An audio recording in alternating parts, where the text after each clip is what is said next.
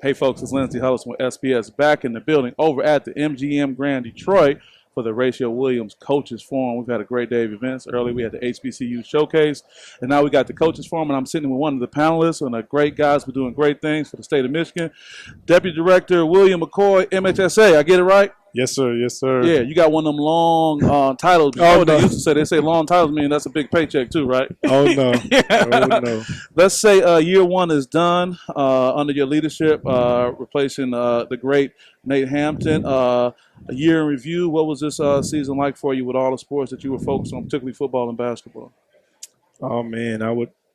If I had to put some words to it, it'd probably say just a lot of learning. A lot of learning. Okay. A lot of learning.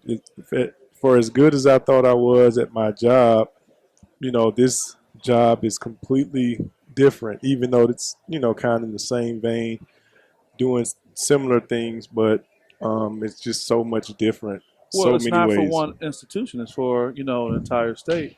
It's Right. not for one region. It's not for one socioeconomic group. It's other thing.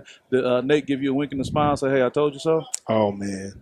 It's funny. I spoke to him twice today. Twice today. Oh, Okay, man, that's more than your normal once a day. Yeah, so he's been so great to me. Even before I was at the MHSAA, he's been very instrumental in my career. And he always tells me, and sometimes I think he's doing it sarcastically. He'll always say, well, I always tell you the right person for the job, especially if it's something controversial. Yeah. So I'm like, man, you just can't. He say that while you walking through the fire. You the right person for the job, right? Good luck, big fella. So, yeah, he's been great, man. I talk to him probably 2 or 3, maybe 4 times a week, just to make sure, I'm not off on left field somewhere. Sure.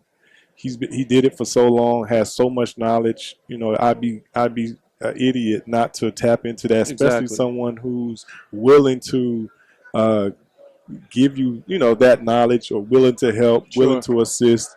I mean, I can't imagine trying to do it without his support, to be quite honest, because there's so many things, so many little T's and I's that need to be dotted that aren't on paper, that you have to be able to call someone and say, there's hey. no manual or anything like that? No. You can look and read? Nope. And it does it like that. Yeah. Well, you're going to be part of this illustrious dais today of some great individuals. What do you feel you bring that you can contribute to the panel and all these great coaches that are coming out? I'm not sure. You said, what they got me here for? Exactly.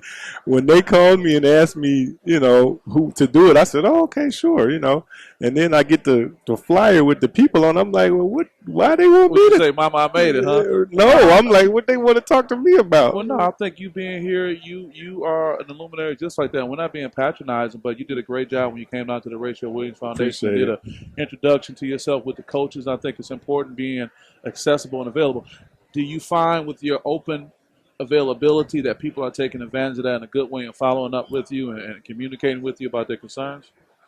I wouldn't say that. I would say the people who I've had previous relationships with before I took the new job, they've reached out, but I can't say that I've actually had a whole bunch of extra people. My contact information isn't necessarily readily available. Well, let me give him his cell phone number. Purposefully not readily available, and I think there's some hesitancy for them to call the office, because that makes it a little bit more official, right? So if they had my cell number, they could call me or text me, which I'm okay with, to be honest. But it's a lot less formal, a lot less in black and white, because we, that's like any other organization. We log all of our calls. So if somebody calls me, I'm writing it down, and who called, what time they called. So I think that kind of has held some people at arm's length. But I mean, honestly, if there's a question about anything, I would hope that anyone would feel free to call, and even if it's not to talk to me, if they don't feel comfortable talking to me, even if it's about basketball or if it's about football, there are people in the office. If they feel more comfortable talking to someone else, feel free to call. Yeah, I get it. While I have you, and you did a great job again when you were at the event at Horatio's, what's one of the biggest misnomers people have about MHSAA? Man, what I typically hear is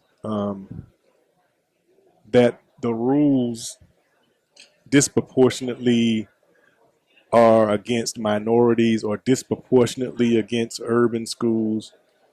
And I don't necessarily see that. You know, I see our community, and we've had this conversation. You know, that's probably a different conversation for another day. And I've had the same conversation with some other people who I trust, who, you know, I can speak freely around about certain issues where, you know, I feel like there's some things that we need to clean up in our community, you know, before we can look to an institution or an organization and say that these rules are, you know, bad for minority kids and blah blah blah. You know, and I think some of it, not to cut you off, some of it is about perspective too. Like, what is it that we're really trying to do? Like, we're not the NCAA, we're not professional sports. It's educational athletics, it's school sports, and I think a lot of times we lose we lose that perspective when we're trying to ask for rules changes to try to be like the NCAA and be like this state or that state. Sometimes it's about, you know, how these rules will affect kids and when they're supposed to be in school. Yeah. One thing you did say, and we're going to wrap up soon, we're getting started. You did talk about representation, encouraging people to get on the various boards and get on the various committees with MHSAA so they can have a voice. So with that, we'll leave it there until part 2 or 3 or 4 of our conversations. Sitting here with MHSAA Deputy Director William McKoy, great guy, great person doing great things, and we appreciate you. Thank you, Lindsay. Yeah, always. All right, we'll see you guys next time. Peace.